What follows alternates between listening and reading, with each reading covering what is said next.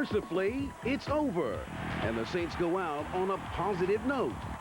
Coming up, all the highlights from what could be the last game for many Saints. We'll have a candid one-on-one interview with quarterback Wade Wilson as he talks about his future in New Orleans. And we'll speculate about what may happen at the quarterback position in '94. Plus, we'll talk to all three Saints Pro Bowlers, Tyrone Hughes, Renaldo Turnbull, and Rickey Jackson. We'll race into the offseason on Saints Sideline. Next.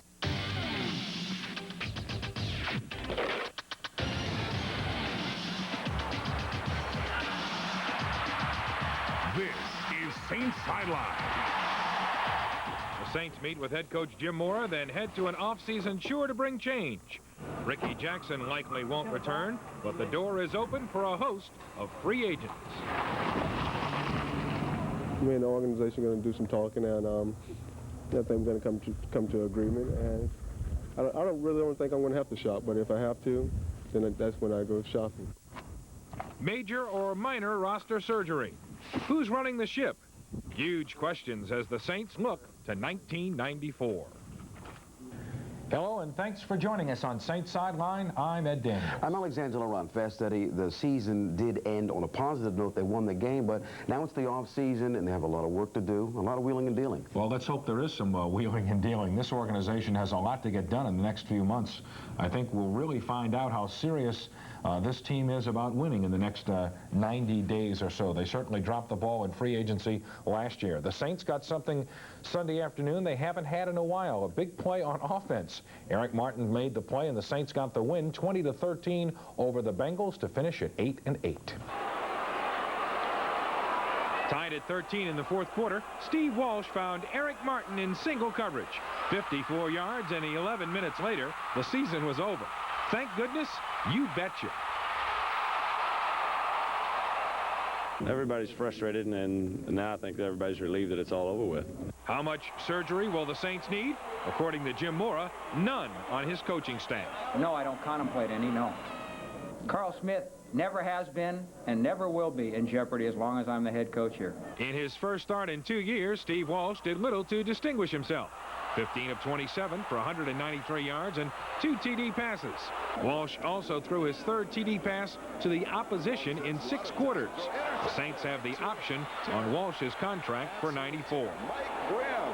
Last year I thought I was going to be going to another team, and who would know that all the things happen with Bobby Hebert. So there's nothing really predictable with the organization, and you just got to kind of wait and see what happens. Quarterback won't be the only place the Saints will do some shopping.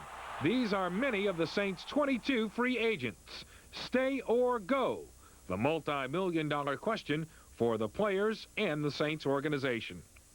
On a scale of 1 to 10, chances I'm going to be back here with the Saints, it's not that low. It's about a 4.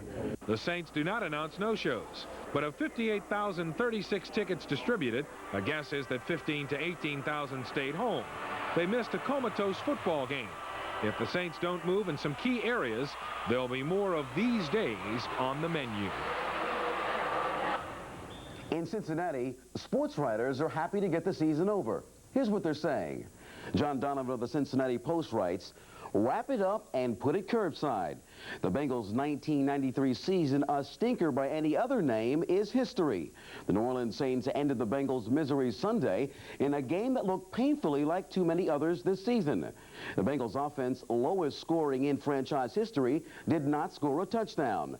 The defense, though game, had a couple of crucial lapses. So the Bengals, who tied the franchise's worst record at 3-13, get the NFL's consolation prize for finishing with the league's worst record, the #1 pick in April's draft." And that #1 pick will probably be Marshall Faulk. Isn't he excited? The season still isn't over for every Saint. Last week, ESPN announced the Pro Bowl teams, and a trio of Saints are Hawaii bound. Rookie Tyrone Hughes, kick returner from the New Orleans Saints. Rickey Jackson came into the league as an outside linebacker with the Saints the same year as LT in '81. He's still at Pro Bowl form. Put up numbers very similar to Lawrence Taylor, and the greatness of Rickey Jackson is in his excellence over the long haul, rushing the passer as well in '93 as he did his rookie year. And another Saints outside linebacker, another starter. This time Renaldo Turnbull stepped right in. When Swilling departed, he had 12 sacks and starts in the Pro Bowl. We'll hear from those 3 Pro Bowlers later, but next we'll talk quarterback. First, we'll have a candid interview with Wade Wilson. Dan, we'll take an early look at what's out there. Can the Saints help themselves? We'll ask next on Saints Sideline.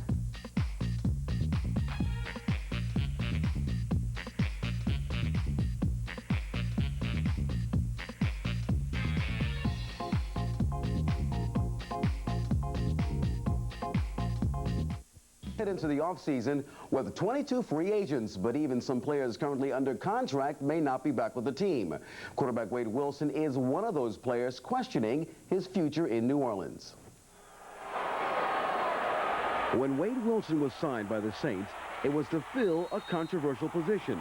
The organization's reasoning was experience. He would be the captain of a ship that many experts had cited had the best draft in many years and possibly a Super Bowl contender. He would lead the team to a 5-0 start, and as quickly as he was praised, he was criticized. We started out 5-0, and after that, we kind of started not playing as well. Team started scheming us a little bit different. We had trouble making a little bit of adjustments, and then we seemed to run into problems with turnovers offensively, not making big plays when we had opportunities to, and just not capitalizing on their miscues. And it came to haunt us, and then it kind of snowballed from there. We started losing and groping for answers and never did really come up with anything, and just kind of snowballed into a poor record. There were other contributing factors, such as injuries, which hampered their ability to stop the run. But does this team need a major transfusion?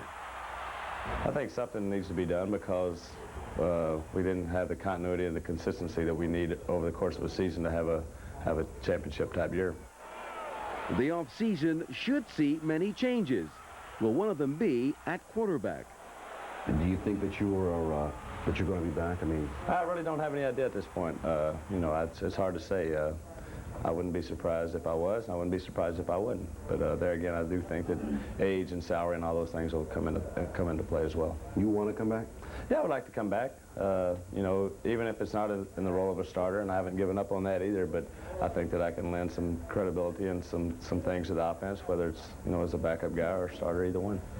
Have the fans been too hard, do you think, here? Are they too tough?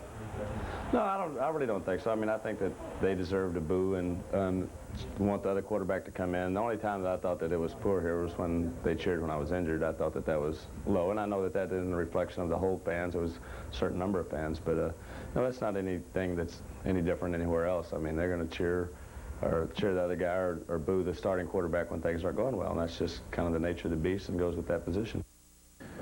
Whether or not Wade Wilson remains with the Saints, this team clearly needs an upgrade at quarterback. Doug Mouton looks ahead to what may be available in the offseason. If the Saints learned anything in the last 2 games of the year, it's that the quarterback of the future is not on the current roster. I think in Steve's case, I think he's a career backup. I think he's a smart kid. He'll understand a system real quick, but I think basically from the confidence standpoint, I think he's maybe looking for a change of scenery, and I think it may be better off for him. I think Buck, he's got some of the physical skills. The thing that you worry about all the time, there's a lot of quarterbacks in this league who have the excellent size, has the strong arm, have some mobility skills, but on the instinct level, they don't quite have it. And I think maybe that's where Buck is maybe missing something somewhere along those lines. You can't teach instincts. I don't care what kind of quarterback coach you have. So what do the Saints do now? Hindsight is always 20/20, but it seems the better crop of free agent quarterbacks was available last year. Guys like Jeff Hostetler, Steve Berline, Joe Montana. This year's crop is not nearly as good. Atlanta's injury-prone Chris Miller tops a list that includes very few starters. The Dolphins' Scott Mitchell, Eric Kramer and Rodney Peete of the Lions, the Chargers' John Freese, and a few guys with a lot of miles behind them, Bernie Kosar, Chris Chandler, and Bubby Brister. the pickings are slim. They're going to have to roll the dice some. They're going to have to commit money to knowing that very well it might be a waste because of injuries or whatever. But of the people out there, I'd have to say that Chris Miller certainly would appear to be the best talented if you can ignore the fact that he's never played a full season because of injuries. The draft doesn't figure to offer any immediate help.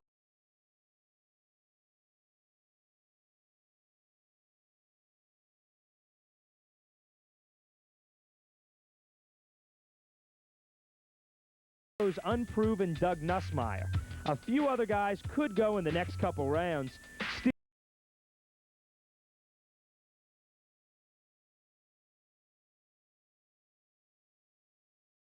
These three will be back next year. I think the only one that'll be left is Wade Wilson. This 93 team showed that this team needs more than just a quarterback. Hey, you've got to start somewhere, and hopefully the Saints have all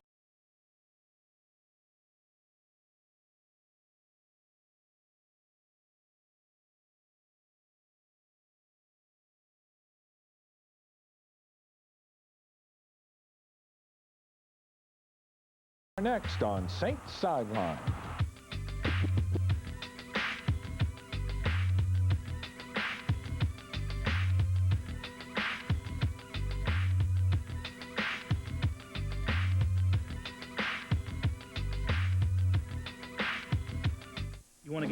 Renaldo Turnbull has proven he's a very quick learner. In just his second season as a linebacker, his first as a starter, Turnbull was voted one of the NFC's best, a Pro Bowl starter.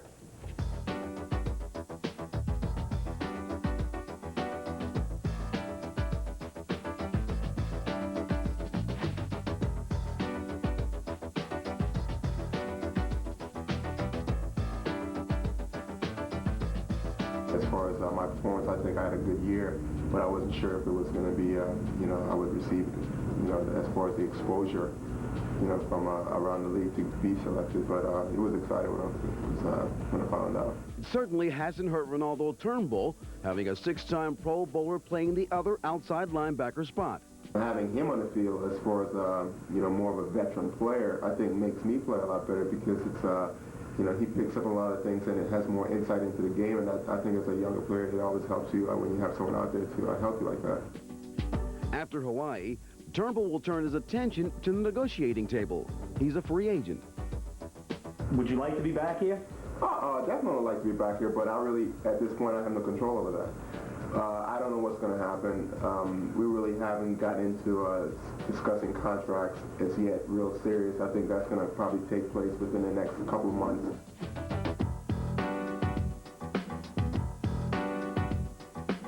It'll be Turnbull's first Pro Bowl, and it'll be the first for New Orleans' own Tyrone Hughes.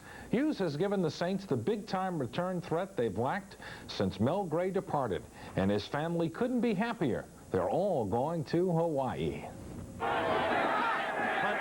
15 games. That's all it took for Tyrone Hughes to score his third touchdown and pass Mel Gray as the best Saint return man ever. His peers noticed Tyrone is a Pro Bowler. Mom and Dad, the whole Hughes gang, is headed to Hawaii. Tyrone Hughes. He's quite a fella. He's been in the limelight since high school, so more or less he's used to it. He always thought he was Pro Bowl material. Even in high school, high school was Pro Bowl to him because he loved football. Arthur Hughes remembers draft day. Day one passed, no call. And he kept the phone with him all day Sunday. I think he went to bed with the phone with him. And that Monday, we all was up. I didn't even go to work because I was anticipating that I would be rib at work saying, I told you he wasn't going anywhere. Cleveland called the next day to say they'd be picking Tyrone. Thank goodness for the Saints, they didn't. While Arthur Hughes has enjoyed every step of Tyrone Hughes' rookie season, it's been a little bit different for Mom. The Pro Bowl will be the first time ever Mom sees Tyrone Hughes play live in a Saint uniform. I don't look. I leave and go and do something, or I go to the shopping center. When it's all over and I know he's all right, then I'll play the tape back. You don't watch the game? No. You'll go shopping during the game? Anything. Hughes' 99-yard kickoff return was the play in the win over Minnesota. As usual, Tyrone credited his blockers and paid up the next day.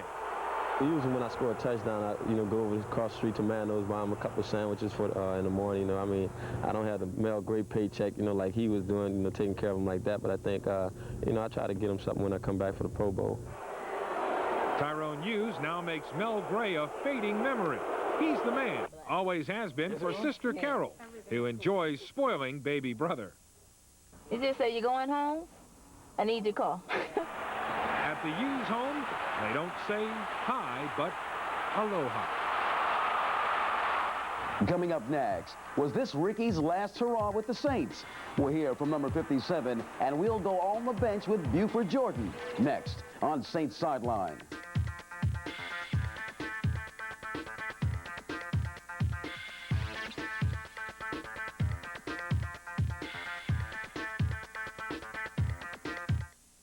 He'd watched the Saints play defense the last few weeks. Here's a scary thought. Sunday's game probably was the last for Rickey Jackson as a Saint. Number 57 is a free agent, and he may not be back. Seconds before half, the Saints' big play man was nipping literally at the heels of Bengal quarterback David Klingler, forcing Cincinnati into 3. Early in the fourth, Rickey Jackson sacked Klingler on 3rd and 3 from the Saints' 8. The Bengals settled for 3 more. Rickey Jackson said he wanted to keep making big plays for the Saints, but with a new 1-year contract. Rickey said $700,000 now, not to count against the salary cap, $1.3 million in '94. The Saints said no.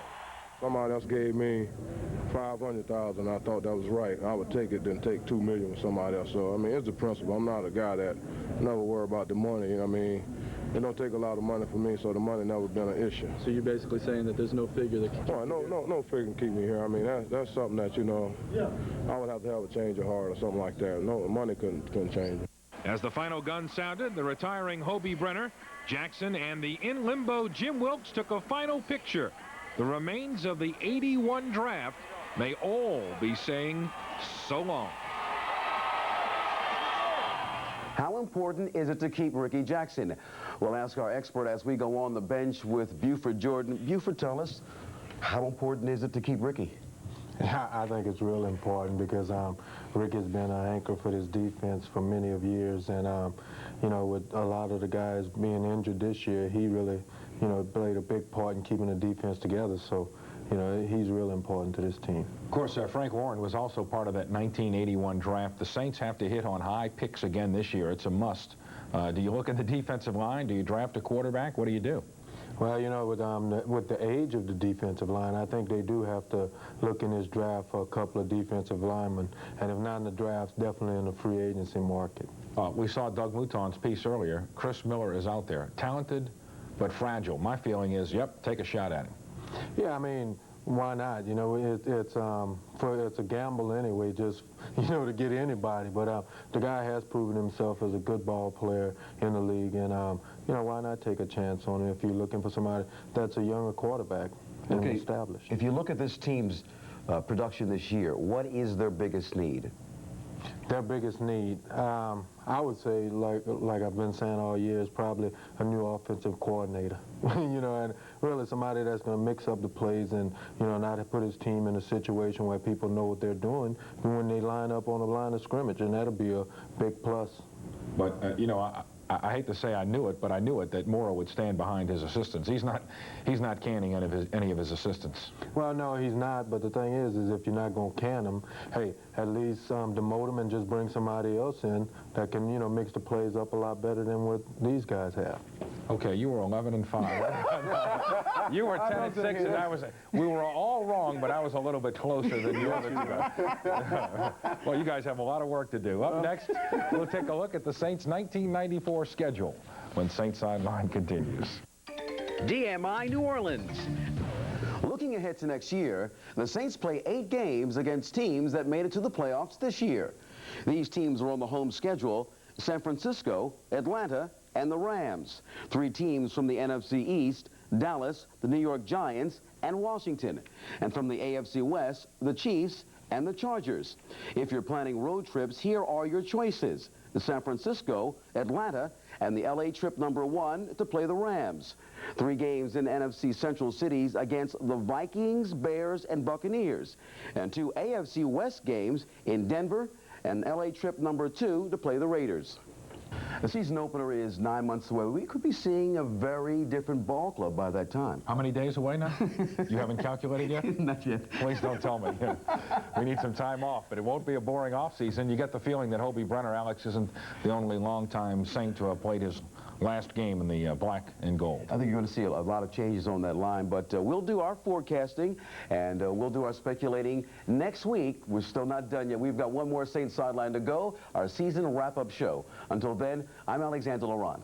Yes, you are. And I'm Ed Daniels. So you are. I hope so. We'll see you next week on Saints Sideline. Good night. Hey, our record's not as good, I know that. We didn't play as well, so if we didn't play as well, obviously, we took a step backward. But that happens in this business. You don't always move forward because at some point, you know, you'd be 16-0, and then how do you get better than that? So it's kind of, you know, it's kind of an up and down thing in this business. You have good years and you have years that aren't so good. And this year wasn't as good as the last 2. There's no question about that.